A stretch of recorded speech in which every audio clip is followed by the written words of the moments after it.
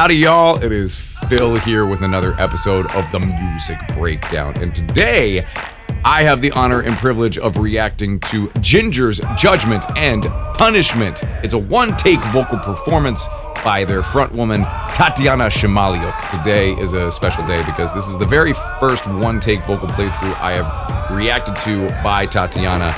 I have known of Ginger for a while now, as I'm sure many of you watching this video have known of Ginger as well.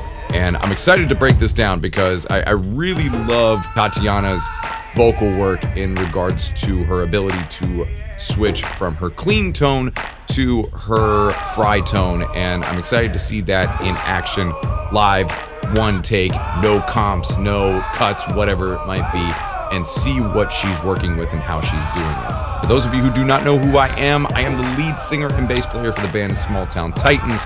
I also teach people how to sing as well and use their voice in a happy and healthy way for whatever they choose to use it for, whatever it might be.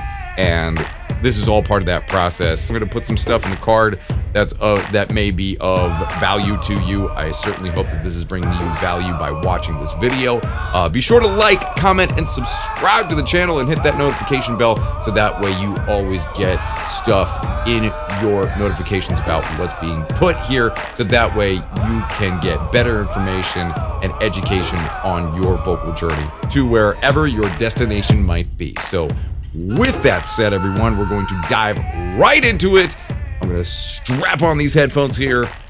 I'm going to make the super duper fancy transition. And I'm going to get closer to the microphone in case I feel compelled to demonstrate certain things. So that being said, let's dive right into it. Here we go.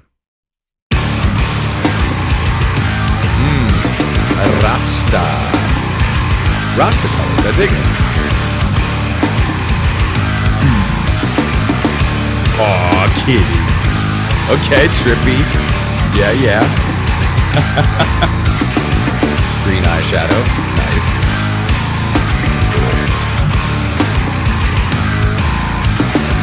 Okay, also a Rasta top. Interesting. And a reggae. Wicked from the land. Okay. Wickedness equals weakness. Great use of the teeth. And help is something supernatural. Your judgment, son, you're a punishment. Your judgment, son, you're a punishment. Oh. Yes, it is what it is. I know you're pissed off, never mind. Okay, all right, so let's talk about this. Oh my gosh, okay. So full video is going to be in the description down below because this is an analysis video. I'm going to be stopping. I'm going to be talking about what's going on here. If you want to watch the whole thing, be sure to hit it in the description down below. And if you are confused by anything that I'm saying during the video, please feel free to ask the questions in the comments below. The one thing that I want to address and that I think is really, really cool, and I think she's doing a beautiful job of, is her transitions between her clean tone and her scream tone. Watch what happens right before she goes to sing. Right before she goes to scream, rather. Take a listen and watch. And help is something supernatural. Okay, she's doing something there. And also kudos to the band to being able to arrange it this way, so that way she has time to transition. She is priming the time that she is going to scream. She's giving herself space in between the clean tone and the scream tone in order to get the muscles ready to do what they need to do to transition from the clean tone to the scream tone. That was a really, really smart move on the part of her and her band to do that. So just as an example, supernatural, your judgment. So the fact that she is priming the scream And making the shape of the word she is about to scream before she actually screams it is a huge, huge tool in the arsenal of a lot of singers. It's setting and forgetting, essentially. So that's something that you can take away from this situation right here, is that little space in between is really crucial in regards to transitioning from one style of singing to another, whether it has to do with a different register, a different style. It might even be going up to a higher pitch in your chest voice or whatever it might be. Priming and setting yourself to get ready to go into something different is an excellent practical tool that she uses beautifully in this situation. Now, the other thing that I want to also bring to everybody's attention is her jaw movement and the difference.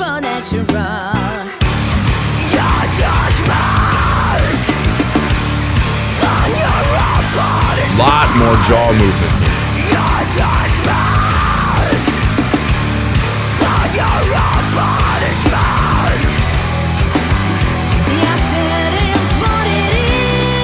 And you see how it smooths out as soon as she gets into her clean tone here. Little stretch of the neck there. Not a big fan of that, but that's okay.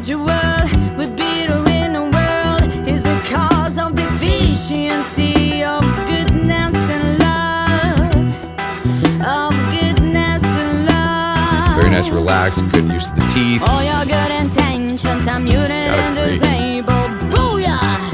Tell me what you're gonna bring to the table. Do you know we're gonna eat at the same table?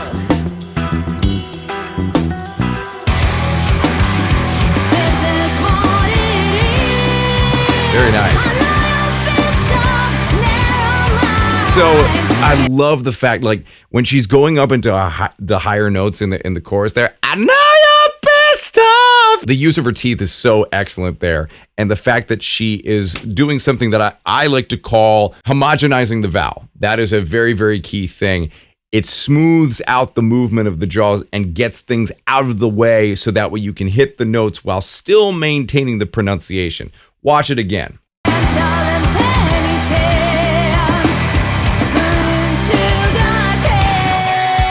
Sensing a payoff here. Here we go.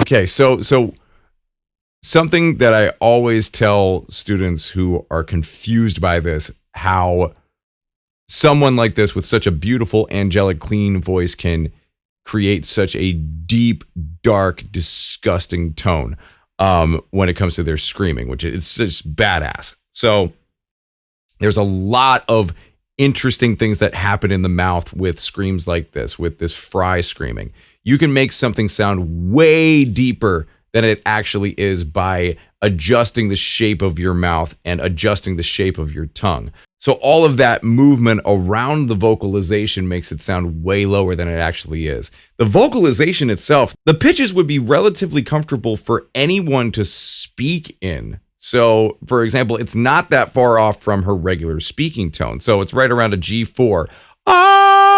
That the vocalization is occurring in the vocal folds, and then everything else around it is making it sound much deeper. So listen again.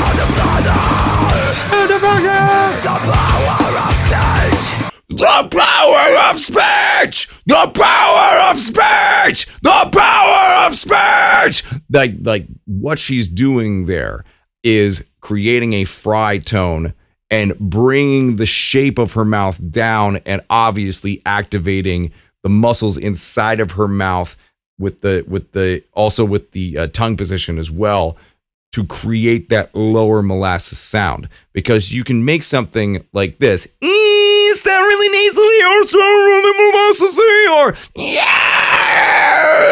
You can do a lot of things with a tone that's being created by your vocal folds and alter the sound of it completely by changing the position of your muscles and creating subtones as a result. Hopefully that makes sense. Hopefully that's landing for people that are watching this. Let's keep going. Yes, I don't know why. Was out of bounds. Down the mouse. Yay! Sky.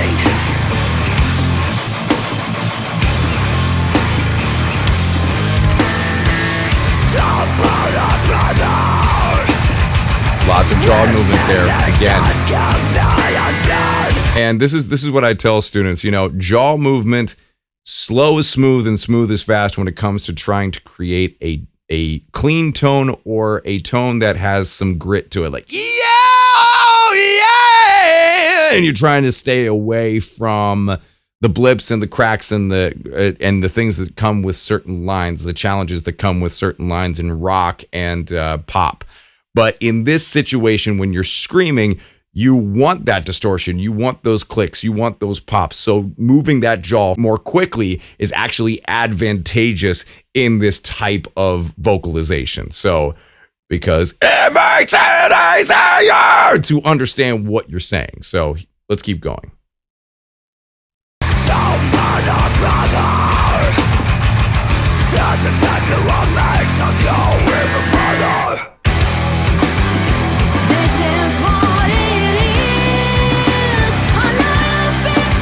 Another smooth, much smoother movement in the jaw. Notice the teeth as well, the change in the shape.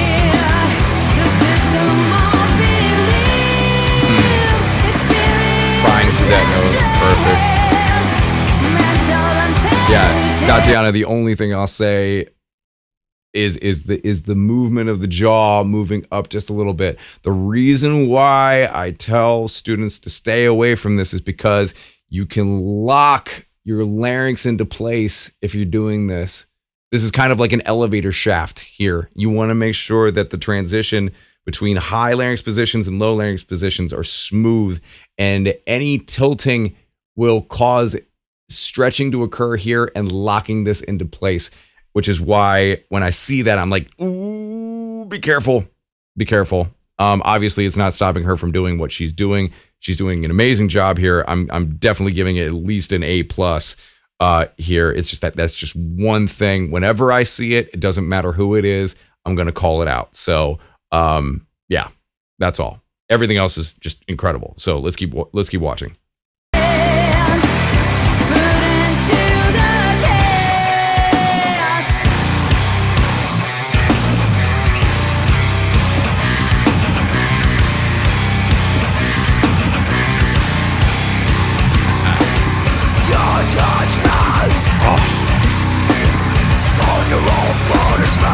Faster jaw movement, use of the subtones. So let's talk about some of the big takeaways from this video. Number one, the transition points are beautiful. The fact that she gives herself time and the band has given her some time to be able to transition from a clean tone to her scream tone is fantastic. They obviously know what they're doing. Having that space there for her to be able to prime herself to get ready for each transition is incredibly smart. Good job, Ginger. Good job to the producers, whoever helped arrange that song. It's a good idea. Excellent stuff. The other big takeaway, the difference in the movement of her embouchure, the shape of her face, and her jaw movement. The jaw movement during the clean parts was much smoother and slower, and it lended itself to being more shaped like a capital D turned on its side. The shape of her clean tone lines was much smoother, slower movement in the jaw, a lot of crying through the mask, a lot of use of the top teeth, all excellent things, amazing stuff. And then faster jaw movement and more lowering, pulling of the mask for those lower scream tones that are occurring. From my understanding of what I'm seeing and hearing here, I hear fry screams happening in this situation.